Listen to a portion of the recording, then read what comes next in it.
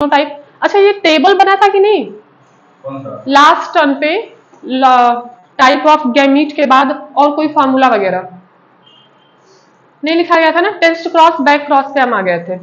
ठीक है, आज तो लॉ ऑफ इंडिपेंडेंट असॉर्टमेंट करने से पहले जैसे टाइप ऑफ गैमीट होते हैं ना, उसी तरह से एक टेबल बना लीजिए, क्रॉस phenotype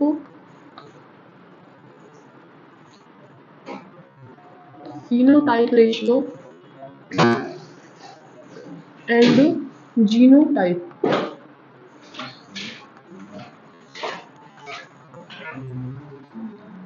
देखिए ये इसलिए है कि जैसे अगर टाइप ऑफ गैमीट अगर हमें अब यहाँ पे अगर ऐसे दे दिया जाए,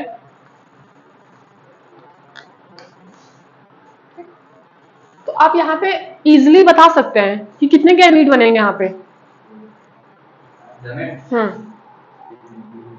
2 की पावर 4, 2 4 जा नहीं, 2 2 जा 4, 4 2 जा 8, 8 2 जा 16, तो कितने गैमीट बनेंगे यहाँ पे 16 बनेंगे। ठीक, और इसी तरह से अगर मोनो हाइब्रिड क्रॉस में नंबर ऑफ, मतलब रेशियो ऑफ जीनोटाइप क्या था, रेशियो ऑफ जीनोटाइप 1:2:1, फिनोटाइप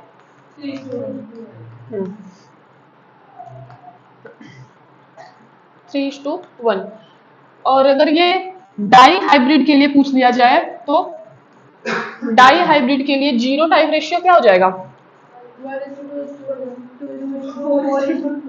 1:1, 2:4, 1:1, ठीक है। And phenotype 9:3:3:1। आपको ये भी पता है कि इसका हम 2 बार मल्टीप्लाई कर सकते हैं, ठीक, और यहाँ पे 3:1 इंटू 3:1 कर सकते हैं, ठीक। तो ये सब करने के लिए आपको ना, जैसे ये कितना नंबर है, जैसे यहाँ पे देखिए 2, मतलब 2 टाइप के फिनोटाइप हमें मिले, समझ रहे हैं, और मोनो हाइब्रिड में जो जीनोटाइप मिले 3 टाइप के।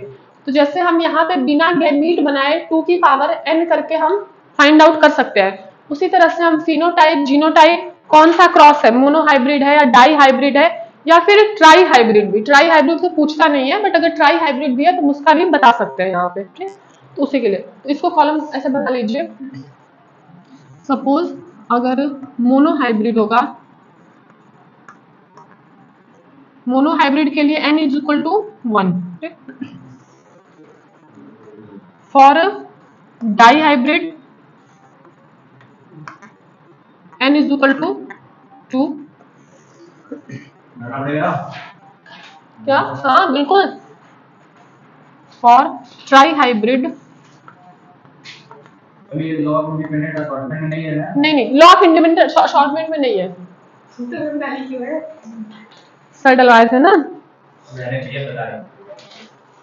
जहां तक हुआ था उसके बाद ये कॉलम बना लीजिए। फिर आज का ये टॉपिक था लॉ ऑफ इंडिपेंडेंट असॉर्टमेंट।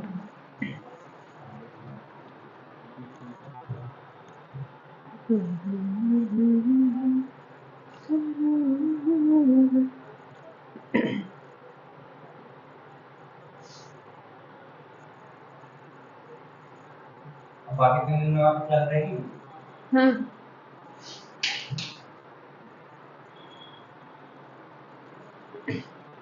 देखिए फिनोटाइप रेशियो होता है 2 की पावर n, जीनोटाइप रेशियो 3 की पावर n होता है, ठीक है।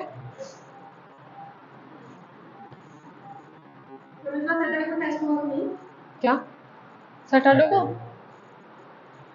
प्रिंटर अगर सही रहा तो टेस्ट हो सकता है, क्या सही रहा तो, प्रिंटर सही रहा तो, अरे मैम टेस्ट मेरा तो सही हो जाता है। अरे उसको क्या करेंगे, दे देंगे मोबाइल पे, करो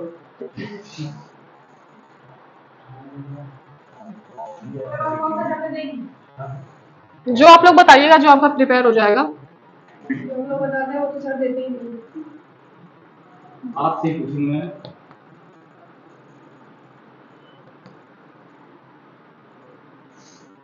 3 की पावर 2 हो जाएगा ना, ये कितना हो जाएगा 9। Chromosomal theory of inheritance, sorry, हाँ वही chapter, molecular basis of inheritance. Ecosystem कितनी बार करेंगे आप इकोसिस्टम?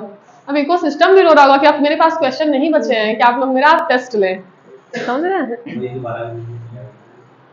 ठीक, ये देखिए, तो मतलब बस ये फॉर्मूला याद रखिए कि फिनोटाइप में क्या होता है, 2 की पावर n होता है, ठीक, और जीनोटाइप रेशियो 3 की पावर n होता है, ठीक। गैमीट हमें पता ही है 2 की पावर। यहाँ पे जो n होता है ना, ये n की वैल्यू क्या होती है, नंबर ऑफ क्रॉस, कौन सा क्रॉस हो रहा है, मतलब कितने टाइप के कैरेक्टर्स कैलकुलेट किए जा रहे हैं। मोनो हाइब्रिड में सिंगल कैरेक्टर लेके हम करते हैं ना, डाई हाइब्रिड में 2 कैरेक्टर्स लेके करते हैं। ऐसे अगर ट्राई हाइब्रिड हमारे सिलेबस में नहीं है, बट अगर आपके नॉलेज के लिए कि 3 कैरेक्टर लेके होते हैं, ठीक। तो ये जो n होता है यहाँ पे डिफर होता है गैमीट के कंपेयर में।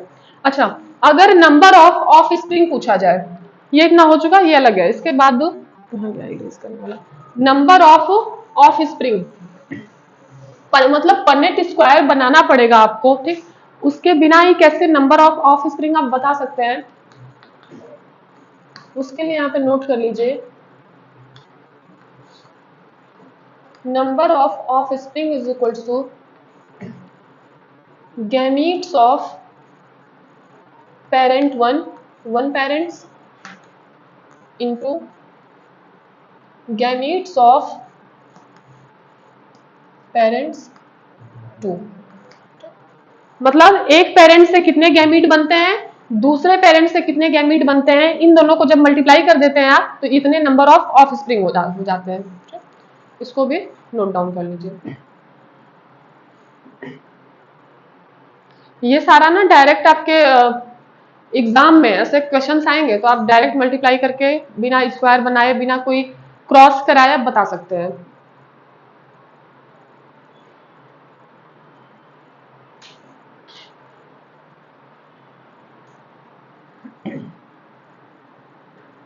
हो गया। अब जो हमारा आज का टॉपिक था, law of independent assortment. Start करने से पहले बताइए ये किस लॉ पे बेस्ड है, मतलब किस क्रॉस पे बेस्ड है। हमने 2 क्रॉस पर रखा है, monohybrid cross and dihybrid cross, dihybrid पे बेस्ड है, ठीक। Law of segregation and law of dominance, ये दोनों मोनो हाइब्रिड पे बेस्ड है। लॉ ऑफ इंडिपेंडेंट अशॉर्टमेंट, यहाँ पे फर्स्ट पॉइंट लिख लीजिए, based on dihybrid cross.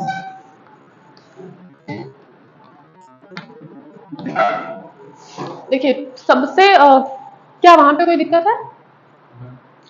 देखिए सबसे पहले ना यहाँ पे मतलब बच्चों को ये प्रॉब्लम होती है कि लॉ ऑफ, अभी आप पढ़ेंगे ना इंडिपेंडेंट अशॉर्टमेंट, तो पढ़ने के बाद ये कंफ्यूजन आता है कि law of segregation and law of independent assortment, मतलब ऐसा क्या है कि जो अलग है, क्योंकि ओवरऑल अगर देखेंगे तो एक ही लॉ लगता है, ठीक है। बट हम पढ़ने के बाद देखेंगे क्या होता है। देखिए होता क्या है, डाई हाइब्रिड क्रॉस पे बेस्ड है, दैट मीन्स 2 कैरेक्टर्स हम लेंगे, ठीक है। कोई भी हम 2 कैरेक्टर्स लेंगे, और डाई हाइब्रिड हमने देख रखा है कि क्या था उसमें ratio 9:3:3:1 and genotype ratio 1:2:1, 2:4:2 and 1:2:1, ठीक है, ये रेशियो था। 2 कैरेक्टर हमने लिए थे, क्या क्या लिया था, राउंड एंड, हाँ, राउंड येलो, रिंकल्ड येलो, ठीक। तो बस वही लॉ है, उसको समझने के लिए ऐसे समझिए आप,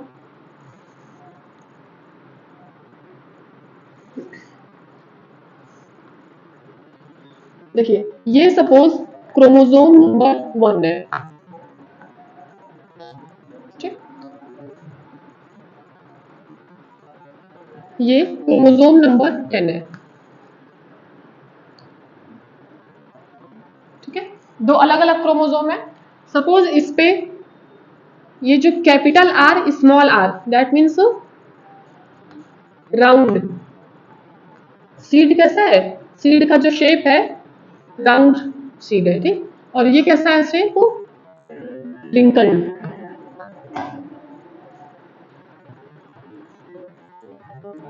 मतलब क्रोमोसोम नंबर फर्स्ट क्रोमोसोम पे राउंड सीड और रिंकल सीड वाले जो जीन है वो प्रेजेंट है, ठीक है। ये क्रोमोजोम, क्रोमोजोम का जो मतलब डीएनए का जो वाला पार्ट जीन, जहाँ पे कोई भी कैरेक्टर रहता है वो क्या बताता है, जीन होता है वो पार्ट, सेगमेंट होता है ना, सेगमेंट होता है, ठीक। तो ये क्रोमोजोम नंबर फर्स्ट पे राउंड एंड रिंकल्ड वाले शेप को बताया जा रहा है, ठीक। क्रोमोजोम नंबर 10 जो है, सपोज इस पे कैपिटल वाई है और यहाँ पे स्मॉल वाई वाला जीन प्रेजेंट है, ठीक। ये कलर कौन सा हो जाएगा, yellow, yellow colour, and this is green colour, ठीक। देखिए हुआ क्या, अब इनके गैमीट्स जो बनेंगे, ठीक है, गैमीट्स बनने में ही सारा लॉ लगता है, मतलब जो लॉ ऑफ इंडिपेंडेंट असॉर्टमेंट है गैमीट्स फॉर्मेशन पे ही अप्लाई होता है। देखिए एक पॉसिबिलिटी बनती है कि ये जो कैपिटल आर है, ठीक, एक मतलब जितने टाइप के गैमीट बनेंगे, सपोज ये अगर गैमीट का फॉर्मेशन हो रहा है, ठीक है, यहाँ पे कैपिटल आर आया, ठीक? ये कैपिटल आर आया और ये दोनों अलग अलग होंगे। लॉ ऑफ सेग्रीगेशन क्या कहता है कि देखिए ये पूरा जीन है, ठीक है, इसके ये अलील है और ये दूसरा अलील है, ठीक, ये दोनों अलील अलग अलग होंगे, तो ये अलील यहां जाएगा और एक बार ये स्मॉल आर, ये कैपिटल आर। अब देखिए यहाँ पे क्या बनता है कि ये जो कैपिटल वाई है ना, इसके ऊपर कोई भी इसका मतलब हस्तक्षेप नहीं है कह सकते हैं, ठीक। ये कैपिटल वाई इंडिपेंडेंट है, ये कैपिटल आर के साथ भी जा सकता है या स्मॉल आर के साथ भी जा सकता है, समझे, ऐसा समझिए ना कि ये जो कैपिटल वाई है ना, ये इसकी गर्लफ्रेंड नहीं है, किसी के साथ जाएगी तो जाएगी, ठीक है, किसी के साथ भी मूवी का टिकट लेके जा सकते हैं ऐसे। तो ये कैपिटल वाई यहाँ के लिए भी इंडिपेंडेंटली और शॉर्ट है और स्मॉल लिख दिया, यहाँ भी जा सकता है, ठीक। उसी तरह से जो ये स्मॉल वाई है, ये भी कैपिटल आर के साथ भी जा सकता है, स्मॉल आर के साथ भी जा सकता है।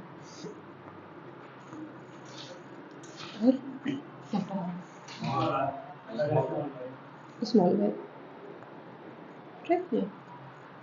देख रहे कितना छोटी सी बात है, लॉ ऑफ इंडिपेंडेंट असॉर्टमेंट बस ये बोलता है कि इसमें बस ये है कि जब क्रोमोसोम नंबर अलग अलग होना चाहिए, ठीक है, अलग क्रोमोसोम पे जो जीन रहते हैं, ठीक है, उनके जो दो अलील हैं वो इंडिपेंडेंटली मूव कर सकते हैं किसी के भी साथ, ठीक, यही है। अब लॉ ऑफ सेग्रीगेशन क्या कहता है, लॉ ऑफ सेग्रीगेशन ना सिर्फ यहां तक फॉलो हो रहा था, समझ रहे हैं, लॉ ऑफ सेग्रीगेशन कि ये दो गैमीट अलग हुए ना, दो गैमीट सेग्रीगेट हुए गैमीट फॉर्मेशन के टाइम, और ये दोनों भी सेग्रीगेट हुए, देखिए कहीं पे भी गैमीट बनने में कैपिटल वाई स्मॉल वाई एक साथ नहीं दिखा, ठीक है, ये तो ये डिफरेंस होता है। और मेन डिफरेंस तो ये वाला है कि लॉ ऑफ इंडिपेंडेंट असॉर्टमेंट किस पे बेस्ड है, डाई हाइब्रिड पे, और law of segregation mono hybrid पे बेस्ड है, तो ये दो मेन डिफरेंस होते हैं। अच्छा, लॉ ऑफ इंडिपेंडेंट असॉर्टमेंट का एक्सेप्शन भी आता है, क्या एक्सेप्शन हो सकता है, लिंकेज टर्म जानते हैं, लिंकेज, लिंकेज इसी में चैप्टर में है या जो नेक्स्ट चैप्टर है, इसी में है ना लिंकेज, लिंकेज में, हाँ लिंकेज, देखिए लिंकेज क्या होता है ना, in fact linkage is a exception of this law, और जानते हैं अभी जब आप इसे देखेंगे इस लॉ को ना, मतलब लिंकेज को देखेंगे तो आप कहेंगे एक्सेप्शन बोलने की जरूरत ही नहीं है, क्योंकि यहाँ पे केस ही ऐसा बन जाता है कि ये इंडिपेंडेंटली मूव नहीं कर सकते हैं जी। देखिए यहाँ पे क्या था, ये सपोज क्रोमोसोम 1 है, ठीक, क्रोमोसोम 1 है, अब यहाँ पे ये कैपिटल आर, ठीक, small R, capital Y, small Y, बस ये मतलब ऐसा केस बनता है। कुछ चेंज आपको देखने को लग रहा है, यहाँ पे जो दो कैरेक्टर है दोनों अलग अलग क्रोमोसोम पे है, समझ रहे हैं, और यहाँ पे जो दो कैरेक्टर्स को कर रहे हैं ये दोनों सेम क्रोमोसोम पे है। तो अब यहाँ पे जब गैमीट बनेगा, कैपिटल आर बना, ठीक, अब ये जो कैपिटल वाई है ना, ये कैपिटल वाई इस स्मॉल आर के साथ नहीं जा सकता, लिंकेज, क्योंकि देखिए गैमीट बनता है तो अल्टीमेटली होता क्या है, क्रोमोसोम का ही तो ट्रांसफर होता है ना। अगर 23 पेयर क्रोमोसोम है, मतलब फादर से 23 पेयर क्रोमोसोम आ रहे हैं, ठीक, तो उसमें से ओनली 23 आता है ना ऑफ स्प्रिंग में, गैमीट्स बनते हैं। अरे यही बोल रहे हैं जी, यहाँ पे 46 थे, यहाँ पे 46, यही होंगे ना नंबर। इनसे जो ऑफ स्प्रिंग बनेगा उसमें भी कितने रहेंगे क्रोमोसोम, 46 ही रहेंगे, बट ये 46 आएंगे यहाँ से 23, और फीमेल बॉडी से भी 23 आएंगे। तो अल्टीमेटली ट्रांसफर क्या हो रहा है, क्रोमोसोम ट्रांसफर हो रहा है, ठीक है, क्रोमोसोम। तो यहाँ पे भी जब गैमीट्स बन रहे हैं दैट मीन्स क्रोमोसोम का ट्रांसफर हो रहा है। तो जब क्रोमोसोम का ट्रांसफर हो रहा है बेटा, तो ये दोनों कैरेक्टर एक ही क्रोमोसोम पे है, समझ रहे हैं। तो ये क्रोमोसोम जहां जाएगा उसी पे ये जीन जाएंगे, उसी पे ये कैरेक्टर जाएंगे, ठीक? तो ये कैपिटल आर हमेशा कैपिटल वाई के साथ होगा, समझ रहे। तो यहाँ पे इंडिपेंडेंटली इस वाई को, मतलब ये जो आजादी नहीं है कि ये स्मॉल आर के साथ जा सकता है। तो लिंकेज ये पूछता है कि इंडिपेंडेंट अशॉर्टमेंट का एक्सेप्शन क्या है, तो लिंकेज है, ठीक है। इसको ऐसे ही बना लीजिए, और इसका बस डिफिनीशन के नाम पे ना 2-3 लाइन है, उसको लिख लीजिए। चलिए हम इसे हटा देते हैं। क्रोमोसोम 10, यार माइक से आने से कोई फायदा तो नहीं है। अरे मैम जब वो आपके मुंह के सामने रहेगा तब ना फायदा होगा। इतना कैप्चर कर लेना चाहिए। सुनाई दे रहा है? कुछ नहीं। अरे वो इसके लिए है, मतलब अभी भले नहीं समझ में आ रहा है, उसमें आवाज जा रही है, यही ना। आवाज में क्लियर आता है।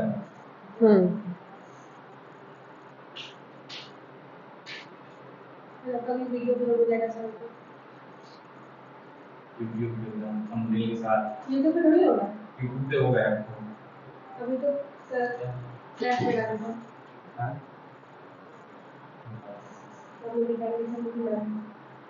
फोटो तो मैं ही नहीं मैंने थंबनेल के लिए फोटो क्या क्या होगा। अरे यार ये लोग जैसे कैमरे में आ तो नहीं रहे हैं, ये लोग जैसे फोटो खींचने को कहते हैं असिस्ट हो जाओ, ऐसे कौन फोटो खिंचाता है थंबनेल के लिए, ऐसे कौन फोटो खिंचाता है, और वो भी लड़कियां से फोटो खिंचा सकती हैं जब तक ये ना करे, ये ना करे।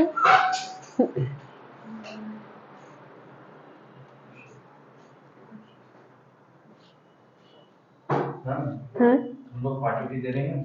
किस चीज की पार्टी? अपने बर्थडे का। हाँ अपने बर्थडे का। कौन? आप। कैसे पता? अरे मैम तुम लोग को पता चल जाता है। तुम लोग तो इंस्टा पे भी ऐड नहीं हो। फिर ये बात पता वैसे लीक कहाँ से हुई, पहले मुझे बताया जाए। हम लोग को सब पता चल जाता है। ये देखो नौटंकी ना करो ना, कहाँ से पता चला ये बताइए। कहाँ से मैम पता चल जाता है, जमाना है तो सोशल मीडिया पे इंस्टा पे आप लोग हमसे है नहीं, बायो दिखाता है। ग्रैब क्लासेस पे है तो ग्रैब क्लासेस म्यूचुअल है। सजेशन आपका आईडी आया था मेरा 2 दिन पहले आपका आईडी। अच्छा साथ आप लिखी हुई है। हाँ बेंचू से करी है और आईआईटियंस गॉर्जियंस जॉर्जियंस ना, जो किंग जॉर्ज से पढ़ते हैं। पहले नाम उसका बाद में पढ़िए जो पूछा वो बताइए। बता रही हैं अभी तो यार ये सब ना बहुत फंसा दिए लोग, कैमरा लगा के, हमको बहुत दिक्कत होती है इससे।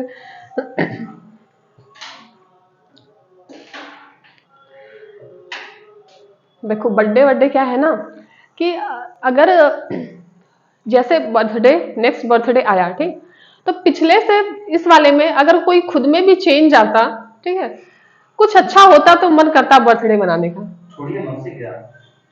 अरे गजब। अच्छा एक चीज बता दें, आप पहले ग्रेड क्लासेस में पढ़ा रहे हैं।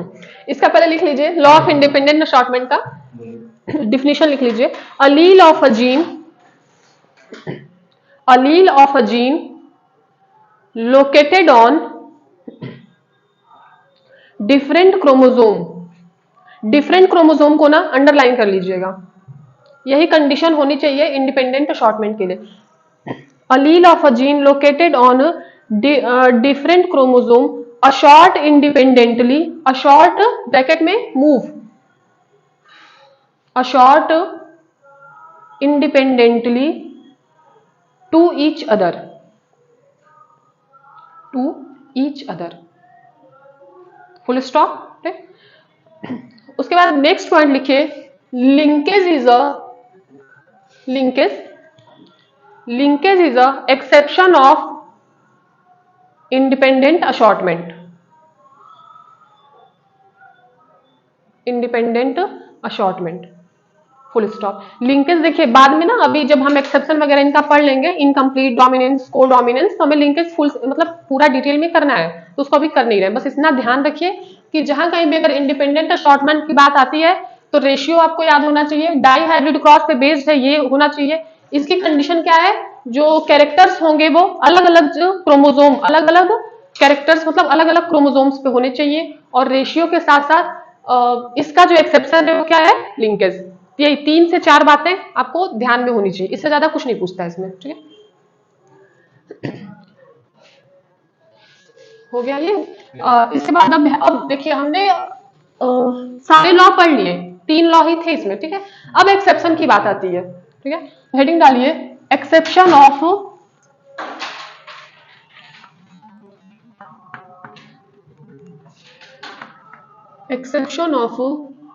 Mendelian law.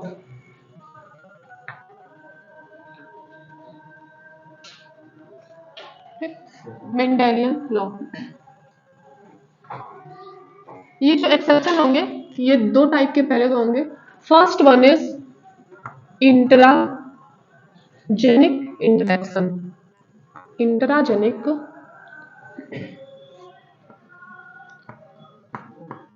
interaction, okay, and second is intergenic interaction। देखिए यहाँ पे समझिए, ये इंट्राजेनिक, इंट्रा मतलब क्या टर्म होता है, इंट्रा स्पेसिफिक, ऐसे भी सुनते होंगे आप ना, इंट्राजेनिक। इन दोनों में डिफरेंस क्या है, भी कोई भी एक्सेप्शन लॉ की बात छोड़िए, वैसे जो टर्म है इंट्राजेनिक एंड इंटरजेनिक। जेनिक मतलब तो जीन, ठीक है, जीन के लिए जेनिक टर्म आया है। एक बड़ा होता है, एक बड़ा छोटा होता है, बहुत दुख की बात है, ठीक है, कि दोनों सेम लेंथ के होते हैं। इंट्रा मतलब सेम, विद इन, इंटर मतलब 2 जीन, इंटरजेनिक मतलब 2 जीन के बीच एक्सेप्शन है, ठीक है, मतलब ऐसे कैरेक्टर में एक्सेप्शन होगा जो 2 जीन पे होंगे, ठीक है, 2 जीन पे। और इंट्राजेनिक मतलब एक ही जीन में। देखिए ऐसे समझिए, सपोज हाइट के लिए टॉलनेस वाला जीन है, ठीक है, टी नहीं लिखते हैं, हाइट लिखते हैं, क्योंकि हमने तो अलील लिख दिया। ये हाइट के लिए जो जीन है, ठीक, उसके 2 अलील होंगे, यही होगा ना, 2 अलील होंगे। अब जो इंट्राजेनिक इंटरेक्शन है ना, एक्सेप्शन, वो ये वाला है। सपोज कि अब 2 अलील के बीच में, समझ, जब 2 अलील के बीच में इंटरेक्शन हो, उसमें कोई एक्सेप्शन निकल के आए, तो वो कौन सा एक्सेप्शन होगा, इंट्राजेनिक, ठीक। और इंटरजेनिक मतलब सपोज ये हाइट, ऐसे ही शेड, कलर, ठीक है। अब इनके बीच में जो लॉ होगा और जो एक्सेप्शन होगा वो कौन सा होगा, इंटरजेनिक। इसी तरह से एक होता है इंट्रा स्पेसिफिक और inter specific. Cross between, intra specific मतलब एक ही स्पीसीज के बीच, समझ रहे हैं। सोलेनम पोटैटम अगर मतलब है, सोलेनम कोई, जैसे सोलेनम क्या है, जीनस है, ठीक, इसका कोई एक स्पीसीज होगा, उसी स्पीसीज के 2 इंडिविजुअल होंगे, उनके बीच जब क्रॉस कराएंगे वो इंट्रा स्पेसिफिक होगा, ठीक है। और अलग अलग स्पीसीज रहेंगे तो वो इंटर स्पेसिफिक होगा। इस टर्म को ना ये जहां भी यूज होता है इसका यही मतलब होता है, इंटर, इंट्रा। इंटर मतलब 2 के बीच, इंट्रा मतलब एक ही के बीच, विद इन, ठीक। तो यहां पे लिख लीजिए with in single gene, with in single gene, या फिर बिटवीन टू अलील, एक जीन के 2 अलील होते हैं, तो इन दोनों अलील के बीच इंटरेक्शन हो रहा है। Here between 2 gene. ये चीज। अब यहाँ पे जो एक्सेप्शन होते हैं ना, हम ज्यादा इधर लिख दे रहे हो पूरा छोड़ के ना। First one is incomplete dominance, incomplete dominance. Second is codominance. Third one is multiple allelism.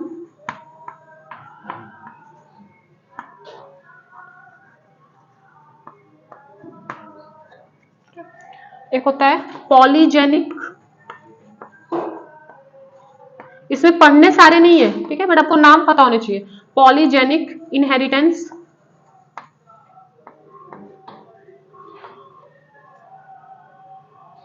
Polygenic pleiotropy, pleio polygenic भी होता है, बट ना वो प्लियोट्रॉपी एंड इसी के मतलब अंदर आता है, तो आपको नाम नहीं देगा। यहाँ पे इंटरेक्शन बिटवीन 2 जीन में लिखे complementary gene,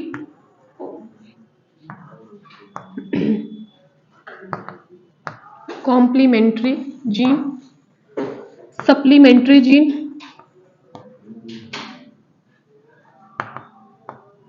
supplementary gene and epistasis.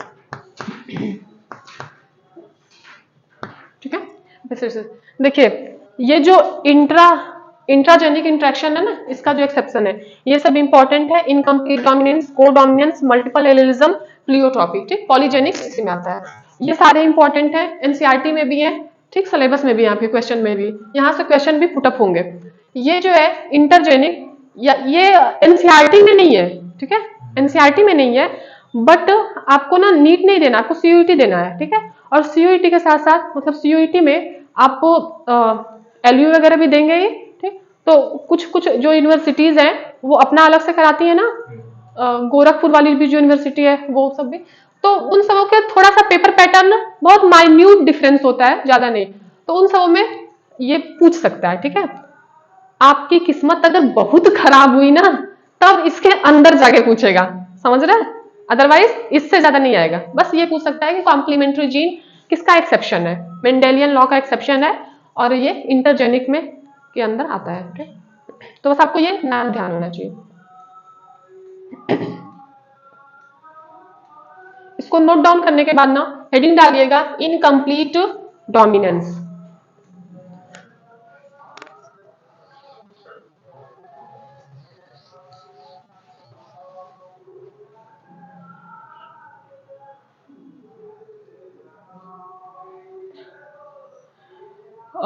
Next वाला चैप्टर कितना चल रहा है, मतलब कितने दिन में कंप्लीट हो जाएगा, क्या लग रहा है? एक दिन में बहुत सही, इवोल्यूशन स्टार्ट हो जाएगा। यही तो हम चाह रहे थे। आपका तो भी लंबा चलेगा मुझे लग रहा है। नहीं, इवोल्यूशन बहुत बोरिंग है यार। तो पहले तो इतने वाहियात लॉ दिए हैं ना स्टार्टिंग में, फिर उसमें से भी सब पूछेंगे हम लोग से। Oparin and Haldane experiment.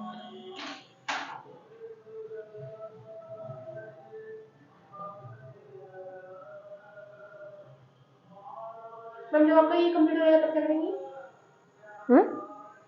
फिर से कंप्लीट करना हो तो मार्च प्रैक्टिस मेक्स परफेक्ट ना, जितनी आपकी प्रैक्टिस रहेगी। 3 बार कंप्लीट करना। कहा जाता है 3 टिकट महाविकट, 3 बार तो नहीं करना है, 2 बार या 4 बार। अरे अगला बार मार्च तक खत्म होगा, मार्च से क्रैश कोर्स में करूंगा।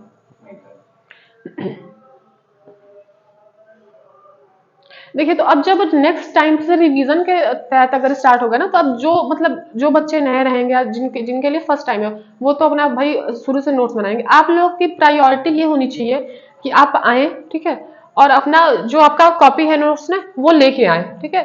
बहुत देखिए गधों जैसे ना सब नहीं, जो घास भूसा मिल रहा है चरते जा रहे हैं, ठीक है। स्मार्ट वर्क करना चाहिए, समझ रहे हैं ना, मेहनत करिए बट स्मार्टली करिए। तो आप अपना नोट्स लेके आइए और जो चीजें रहेंगी वही रहेंगी, ठीक। उसमें जो चीजें आपको लग रही है कि हाँ ये वाला टॉपिक मेरा छूट रहा है, आप उसको अंडरलाइन करिए, उसको अलग से आप खुद को खुद से समझा के रफ कॉपी पे आप खुद से एक्सप्लेन कर सकते हैं, ठीक। क्वेश्चन ज्यादा से ज्यादा फिर लगाइएगा, ये करिएगा। ये हो गया। हेडिंग डालिए इनकम्प्लीट डोमिनेंस।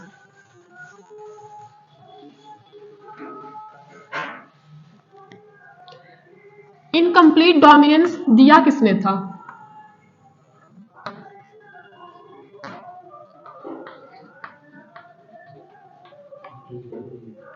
एक कहावत सुने, घर की बेटी लंका ढाए ना, वही यहाँ पे भी हुआ। जो मेंडल का सारा वर्क वगैरह था वो 3 साइंटिस्ट को मिला था, जिसमें पेपर किसको मिला था? हुगो डी ब्रीज को ना, और बाकी के कार्ल कॉरियंस भी थे, उसमें बहुत अच्छा खासा रोल प्ले किए थे ना।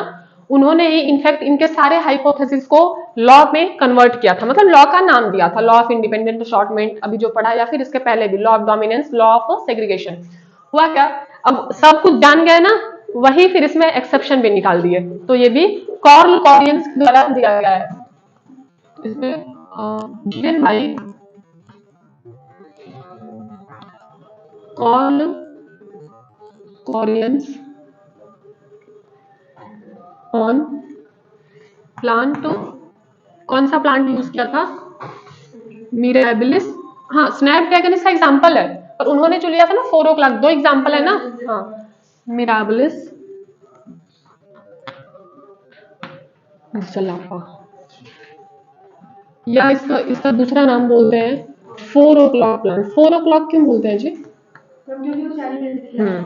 4 ही बजे तक खिलता है, ठीक। और इसको ना हम लोग कुछ फ्लूट करके भी पता नहीं क्या ऐसे कॉमन लैंग्वेज में बोला जाता है। मतलब ये कहा जाता है कि जब कृष्ण भगवान सुबह 4 बजे बंसी बजाते थे ना, तो उसी को सुन के ये फूल खिलता था, ठीक। तो उसके नाम से, और ये 4 बजे खिलता है तो इसको 4 o'clock प्लांट भी कहते हैं। सुबह 4 बजे खिलता है, भोर में ना ना, एकदम 4, 3:58 पे। हाँ, 3:58 पे भी नहीं, ठीक है, 4:01 भी नहीं होना चाहिए, 3:58 भी नहीं होना चाहिए, एग्जैक्ट 4। तो 4 o'clock प्लांट है, ठीक। कार्ल कॉरियंस ने क्या देखा ना, कि जैसे जो लॉ ऑफ डोमिनेंस था, समझ रहे, लॉ ऑफ डोमिनेंस में जीनोटाइप एंड फिनोटाइप रेशियो अलग अलग आए थे, अलग अलग आए थे ना, 3:1 एंड 1:2:1। यहाँ पे क्या हुआ, मतलब कहने का सेंस था कि लॉ ऑफ डोमिनेंस ये बताता था कि किसी भी एक जीन के 2 अलील होते हैं, एक डोमिनेंट होता है और एक दूसरा वाला रेसेसिव होता है। डोमिनेंट जो होता है वो कंप्लीटली डोमिनेंट होता है, यही बताए थे ना। जैसे टॉल एंड ड्वार्फ प्लांट लिया, तो जो टॉल ने जो नेक्स्ट जनरेशन F1 जनरेशन में जो प्लांट आया वो कंप्लीटली टॉल था। जैसे सपोज अगर 6 फीट का एक टॉल था और 1 फुट का ड्वार्फ प्लांट था, तो जो F1 जनरेशन में आया वो 6 फीट का आया, ठीक है, बीच का नहीं बना कोई, ना कि 3-4 का बन गया, ठीक है, 3-4 फीट का। तो ये डोमिनेंस था। बट इसमें क्या देखने को मिला कि मिराबिलिस जलापा में जब इन्होंने उसके फ्लावर के कलर को लिया था, ठीक है, अलग अलग कलर के फ्लावर इसमें होते हैं, तो एक रेड फ्लावर लिया और एक दूसरा व्हाइट, ठीक। तो रेड क्या था कैरेक्टर? डोमिनेंस था। व्हाइट वाला क्या था? रेसेसिव था। तो मेंडल के अकॉर्डिंग कलर क्या होना चाहिए F1 जनरेशन में? रेड होना चाहिए ना, कंप्लीट डोमिनेंस। बट यहाँ पे क्या दिखा ना, जैसे हम लोग जो कलर बनाते हैं, रेड में थोड़ा सा व्हाइट कलर डालेंगे तो कौन सा कलर आएगा? पिंक आएगा। तो F1 जनरेशन में पिंक कलर देखने को मिला, समझ रहे हैं? कहने का सेंस ये निकला कि जो रेड कलर था वो, मतलब रेड कलर के लिए जो पिगमेंट था वो कंप्लीटली डोमिनेंट नहीं था, समझ रहे हैं? वो पूरा अच्छे से रेड कलर नहीं बना पा रहा था। और जो व्हाइट कलर के लिए पिगमेंट था, प्रोटीन ही तो होंगे ना, जीन पे अल्टीमेटली प्रोटीन होते हैं, फिर वही प्रोटीन एक्सप्रेस करते हैं कैरेक्टर के फॉर्म में हमें, तो हमें फिनोटाइप वो दिखाई देता है वैसा। तो जो व्हाइट कलर के लिए प्रोटीन था वो कंप्लीटली हिडन नहीं था, समझ रहे हैं? कुछ ना कुछ वो अपना असर दिखा दे रहा था, जिससे कि रेड कलर कंप्लीटली डोमिनेंट ना होगा तो उसमें थोड़ा सा व्हाइट मिक्स हो जा रहा था और कलर कैसा आ गया? पिंक। तो बस यही चीज इन्होंने देखा। और सबसे अच्छी बात की मतलब नोट पॉइंट जो है कि जीनोटाइप एंड फिनोटाइप रेशियो यहाँ पे सेम आता है। लॉ ऑफ डोमिनेंस में अलग अलग था ना, 3:1, 1:2:1। यहाँ पे 1:2:1 आएगा। Number of genotype is equal to number of phenotype. तो यहाँ पे लिखे पहली बात तो इन्होंने कराया का क्या? Red colour flower, red colour flower cross with white colour flower.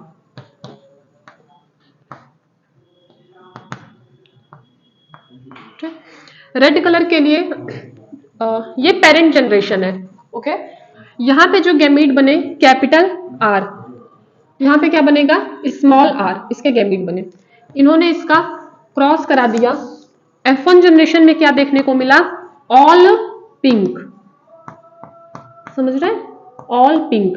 Genotype ratio कैसा था, कैपिटल आर स्मॉल आर, यही था। देखिए अब ये अगर डोमिनेंस वाला मतलब मेंडल को फॉलो करता तो सिर्फ इस समय कैपिटल आर का एक्सप्रेशन दिखना चाहिए था, ठीक है ना, ये कंप्लीटली हिडन होना चाहिए था, बट यहाँ पे नहीं ऐसा हुआ, दोनों ने अपना अपना कैरेक्टर शो किया, तो इसीलिए है क्या गया कोड इनकम्प्लीट डोमिनेंस, मतलब ये इनकम्प्लीटली डोमिनेंट है, समझ रहे ना, अच्छी तरह से डोमिनेट नहीं कर पा रहा फुली। तो ये पिंक, अब इसका नेक्स्ट जनरेशन में क्या कराया गया, सेल्फिंग करा दी गई F2 जनरेशन में, समझ रहे हैं। F2 ज्यादा नीचे से लिखना शुरू कर दे रहा है। F2 जनरेशन में सेल्फिंग करा दी गई। सेल्फिंग दैट मीन्स, देखिए इधर समझिए कि इसको नोट डाउन नहीं करिएगा बस, ठीक, ये दो गैमीट बने, इनका इन्होंने पनेट स्क्वायर बना के क्रॉस करा दिया, ठीक। तो कराने पे क्या हमें मिला, are are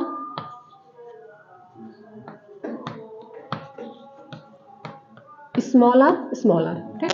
that means ratio जो मिला यहाँ पे 1:2:1।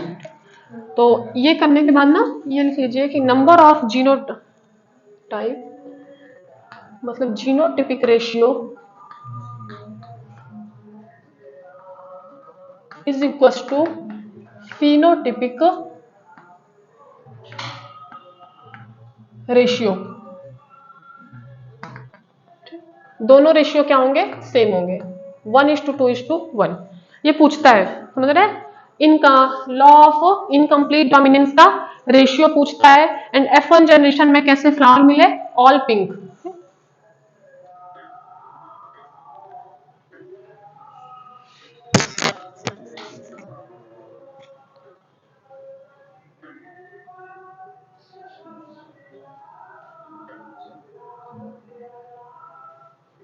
तो यहाँ पे ना अगर इसको फिनोटाइप भी इसका लिखेंगे तो रेड मतलब एक फ्लावर रेड मिला और एक कंप्लीटली व्हाइट मिला एंड दो फ्लावर पिंक मिले।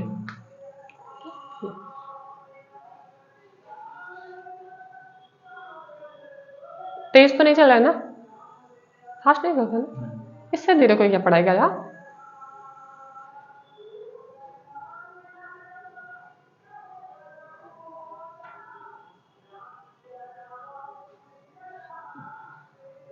अगले वीक में खत्म हो जाएगा, नहीं चेक करेगा? आज मल्टीपल एलिलिज्म भी हो जाएगा, ठीक।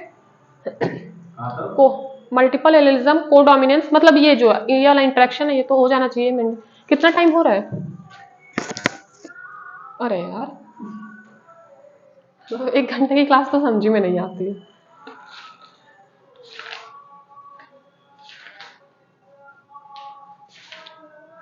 हो गया। फिर क्रोमोसोमल थियरी ऑफ इनहेरिटेंस है, सटन एंड बावेरी का, उसमें एक्सपेरिमेंटल भी देखना है, मॉर्गन का भी। अभी 4 पार्ट अभी और बचा हुआ है। फिर मेंडेलियन डिसऑर्डर पूरे हैं, वो फिर कैसे ऑफ स्प्रिंग बनते हैं ना, मेल फीमेल बनते हैं, वो वाला पार्ट एक है।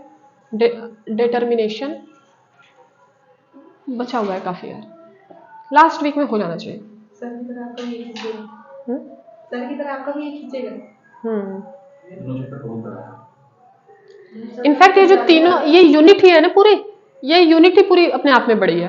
देखिए इकोलॉजी में क्या है, ठीक है, इकोलॉजी वाले यूनिट में चैप्टर तो है 4 पर, भी तो उसमें एक हटा दिया 3, तो उसमें बस फर्स्ट वाला चैप्टर लेने दिया है, ऑर्गेनिज्म एंड पॉपुलेशन, ठीक है।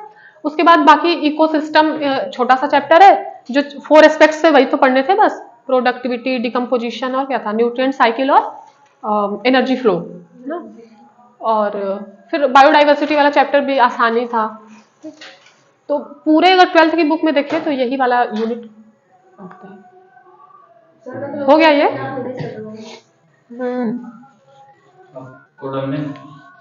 अच्छा, कोडोमिनेंस करने से पहले ना मल्टीपल एलिलिज्म करिए, देखिए मल्टीपल एलिलिज्म, कोडोमिनेंस के लिए ना थोड़ा मतलब मल्टीपल एलिलिज्म आसान है, तुरंत समझ में आ जाएगा, आज की क्लास में हो जाएगा, बस 10 मिनट एक्स्ट्रा ले लेंगे तो।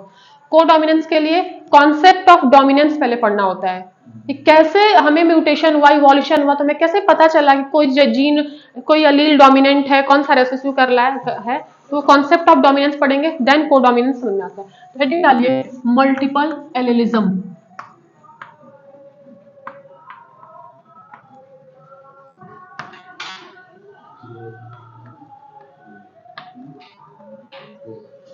मल्टीपल एलिलिज्म देखिए मतलब नाम से ही क्लियर लग रहा है ना कि मल्टीपल एलिलिज्म, एक जीन के कितने अलील होते हैं? 2। एक जीन में 2 अलील होते हैं, बट यहाँ पे क्या देखने को मिला कि मल्टीपल एलिलिज्म में एक जीन के 2 से ज्यादा अलील भी देखने को मिले, मतलब हमें बहुत सारे ऐसे कैरेक्टर्स मिले जिनको अगर इस कैरेक्टर को कोई जीन कंट्रोल कर रहा है तो उस जीन के क्या है, बहुत ज्यादा अलील्स हैं। ठीक, तो multiple allelism example ABO blood grouping,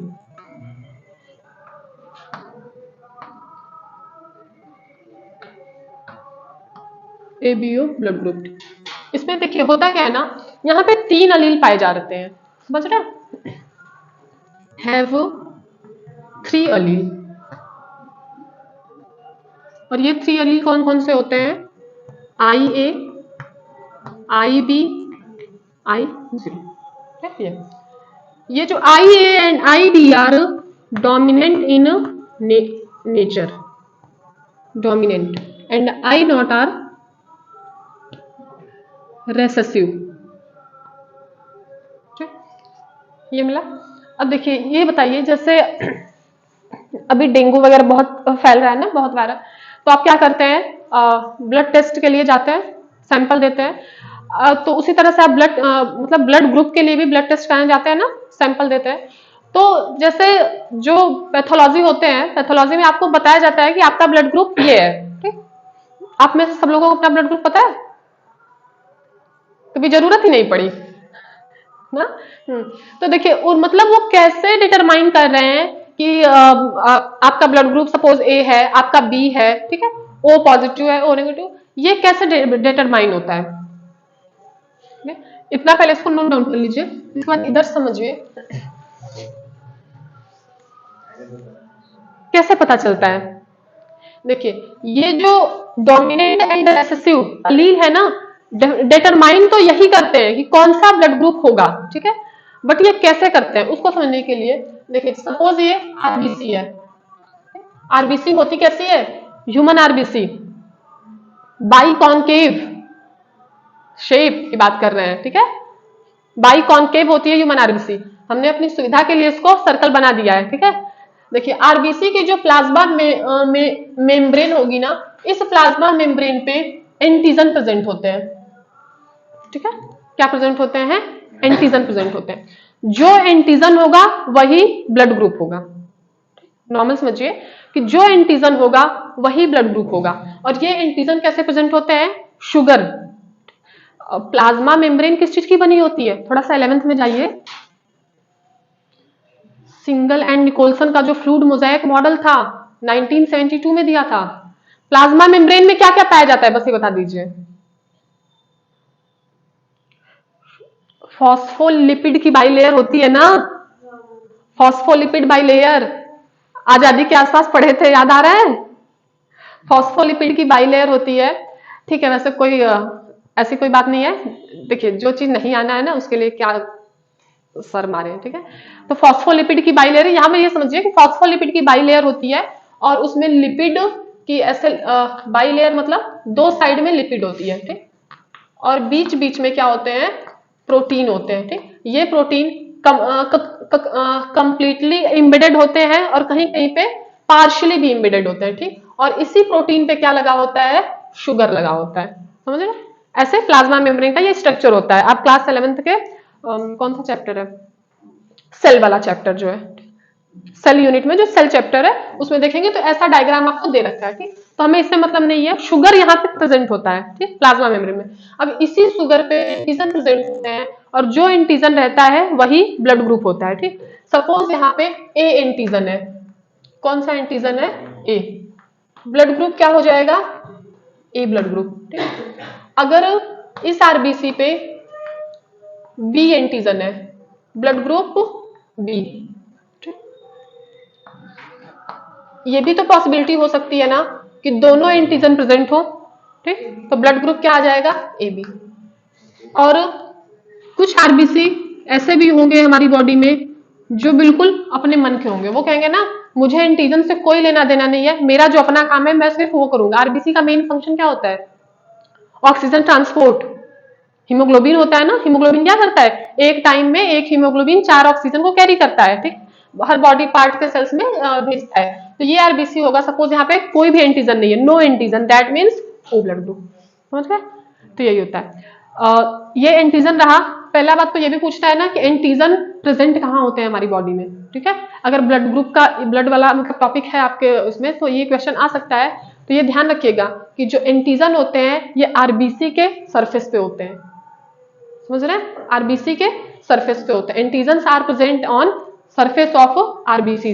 अच्छा, एक और होता है एंटीबॉडी, पढ़ता है ना, एंटीबॉडी। नेचुरल एंटीबॉडीज भी होती है हमारी बॉडी में, वो कहाँ प्रेजेंट होती हैं, वो प्लाज्मा में प्रेजेंट होती हैं। ठीक है, तो ये ध्यान रखिएगा थोड़ा सा एक्स्ट्रा नॉलेज के लिए। अब देखिए हुआ क्या कि जो एंटीजन होगा वही ब्लड ग्रुप होगा। ठीक है, जो एंटीजन वो ब्लड ग्रुप। अब यहाँ पे क्या होता है कि ये जो एंटीजन है ना, एक तरफ से ये जो अलील्स हैं ये एंटीजन को ही शो कर रहे हैं। ठीक है, तो ये है तो 3 अलील, बट कभी भी एक पर्सन में तीनों के तीनों अलील नहीं जाते हैं, सिर्फ 2 जाएंगे। समझ रहे हैं, मल्टीपल एलिलिज्म का जो एक्सेप्शन है ये कभी भी आप इंडिविजुअल में नहीं देख सकते हैं, पॉपुलेशन में आपको देखनी पड़ेगी। ये एनसीईआरटी में लास्ट में लाइन लिखी हुई है, multiple allelism is can not seen in individual. ठीक, क्योंकि अगर आप मेरे में अगर हम देखना चाहें कि हमारा अगर मतलब ब्लड तो मेरे में भी है ना, ब्लड ग्रुप मेरा भी है, मैं चाहूं कि यार हमको तीनों अलील अपने आप में दिख जाए, तो ऐसा नहीं होगा। या तो आई ए आई बी होगा, या फिर आई ए आई जीरो होगा, या फिर आई बी आई जीरो, मतलब कोई भी 2 अलील होंगे। आप में भी 2 होंगे, आप में भी 2। बट अगर हम लोग खुद मतलब सब लोगों को हम मतलब काउंट करें, तब हमें तीनों अलील देखने को मिल जाएंगे। ठीक है, तो ये ध्यान रखें। मतलब 2 ही रहेगा, 2 से कम में नहीं रहेगा। हाँ, 2 रहेंगे। क्या डोमिनेंट दोनों का मतलब हाँ, दोनों डोमिनेंट हो सकते हैं, दोनों रेसेसिव हो सकते हैं, एक डोमिनेंट एक रेसेसिव हो सकता है, कुछ भी हो, मतलब रहेंगे 2। अब देखिए इनकी क्या पॉसिबिलिटीज होंगी ये समझिए। जैसे देखिए ये जैसे क्रॉस कराते थे ना, एक को पकड़ा दोनों से करा दिया, वही चीज यहाँ भी करनी है। आई ए को पकड़िए, एक बार आई ए के साथ आई बी हो सकता है, एक बार आई ए के साथ आई जीरो हो सकता है, एक बार आई ए के साथ आई ए ही हो सकता है। ठीक है, दोनों साथ में भी तो जा सकता है ना। तो I A I B, sorry, I A I not I zero. इसी तरह से आई बी, हाँ मतलब आई बी आई ए। देखिए इसमें भी ना वैसे ही कट पिट के आपके 6 जीनोटाइप और 4 फिनोटाइप बचते हैं। आई बी हो गया ना, आई बी का तीनों के साथ, खुद के साथ और दोनों के साथ भी। आई ओ आई ए आई बी। ठीक, अब यहाँ पे कौन सा ब्लड ग्रुप होगा, डोमिनेंट रेसेसिव वाला फॉलो करते हुए आपको ब्लड ग्रुप बताना है। यहाँ पे ए बी, हाँ ए बी ना,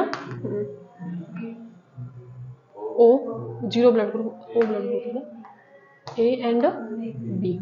यही होंगे। ये जो आयु है ये बस सिर्फ यहीं पे एक्सप्रेस करेंगे जहां पे दोनों रेसेसिव होंगे। ठीक, ये अब देखिए इसमें ये वाला सेम है। ठीक, बी भी काट दिया, ये मतलब 1 2 3 4। फिनोटाइप कितना हुआ, फिनोटाइप 4। ठीक है, इसमें 6 होंगे, जीनोटाइप इसका 6 आता है। देखिए ये आई ए और कहीं दिख रहा है नहीं, ये भी कटेगा, ये भी कटेगा, बी में काटना, ए बी ओ, बी काटा तो है, बचा तो है, ए बी भी कटेगा, मतलब 2 ए बी है तो। हाँ तो मतलब सेम फिनोटाइप, मतलब कैरेक्टर्स कैसे दिख रहे हैं। ठीक, देखिए आप कंफ्यूज क्यों हो रहे हैं। ए ब्लड ग्रुप ठीक है। यहाँ पे भी ए ब्लड ग्रुप, यहाँ पे भी ए ब्लड ग्रुप, तो एक ही ए काउंट करेंगे ना, ए ब्लड ग्रुप हो गया। ठीक, ये वाला बी, बी और बी तीन थे तो दो को हमने हटा दिया, ये एक पहला, ये दूसरा, और ये ए बी आपका तीसरा। अब ये भी ए बी है, कहाँ गया ये, तो ये तो हटेगा ना, और ये चौथा ब्लड ग्रुप। यही 4 ब्लड ग्रुप होते हैं। जीन कोई भी दिखे, हमें फिनोटाइप देखने को तो 4 ही मिलते हैं ब्लड ग्रुप। ठीक, अब इसमें जो ए पॉजिटिव है बी निगेटिव वो दूसरा कॉन्सेप्ट होता है। ठीक, ये मल्टीपल एलिज्म में यही होता है। तो फिनोटाइप हमें 4 मिले। 4 कौन कौन से, A B and O. Genotype की अगर हम बात करते हैं, देखिए आई ए कहीं और दिख रहा है क्या, आई ए नहीं, तो ये आपका हुआ आई बी होगा, तो ये हटा दिया इसको, और कहीं है नहीं, तो ये दूसरा हो गया आई जीरो, यहाँ पे ये तीसरा आई बी और कहीं तो नहीं होगा। ठीक है, आई बी आई नॉट, ये हाँ ये ठीक है। कितने हुए, 6 जीनोटाइप हुए ना। तो फिनोटाइप का नंबर 4 होता है, जीनोटाइप है 6। तो ये पूछता है कि मल्टीपल एलिज्म में जीनोटाइप एंड फिनोटाइप, तो phenotype is equal to 4 and genotype is equal to 6। और अगर 6 को लिखना चाह रहे हैं तो लिख लीजिए। मल्टीपल एलिजन और मल्टीपल एलील्स अलग अलग चीज होते हैं। नहीं, मल्टीपल एलील मतलब जब एक से ज्यादा एलील है, और ये जो प्रोसेस है एलिलिज्म। जैसे अमोनोटेलिज्म होता है ना। अमोनोटेलिक मतलब जो ऐसे ऑर्गेनिज्म जो अमोनिया को एक्सक्रीट करते हैं, अमोनोटेलिक ऑर्गेनिज्म। और जो प्रोसेस है अमोनिया को एक्सक्रीट करने का, वो क्या हो जाएगा, उसमें एम लग जाएगा, अमोनोटेलिज्म। तो उसी तरह मतलब मल्टीपल अलील मतलब एक से ज्यादा अलील, और मल्टीपल एलिलिज्म जो ये प्रोसेस है, जो ये कॉन्सेप्ट है, लॉ।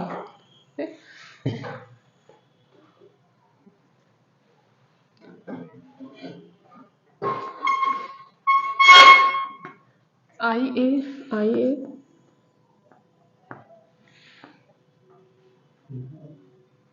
आप ना ऐसा करिए, इसको नहीं नोट डाउन करें ना, ये मत लिखिए, ठीक है। आप बस डायरेक्ट ये चीज लिख लीजिए। इसको नोट करने के बाद इसमें पूछता है कि आई जीरो में कौन सा डोमिनेंट है, कौन सा रेसेसिव है। ठीक, multiple allelism ABO blood group इसका एग्जांपल है, और ये फिनोटाइप एंड जीनोटाइप है, रेशियो मिलते हैं आई बी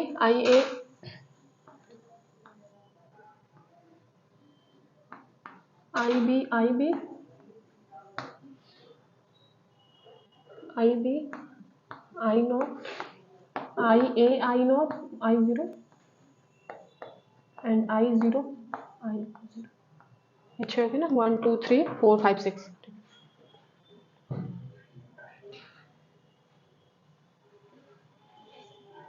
मल्टीपल एलिजन।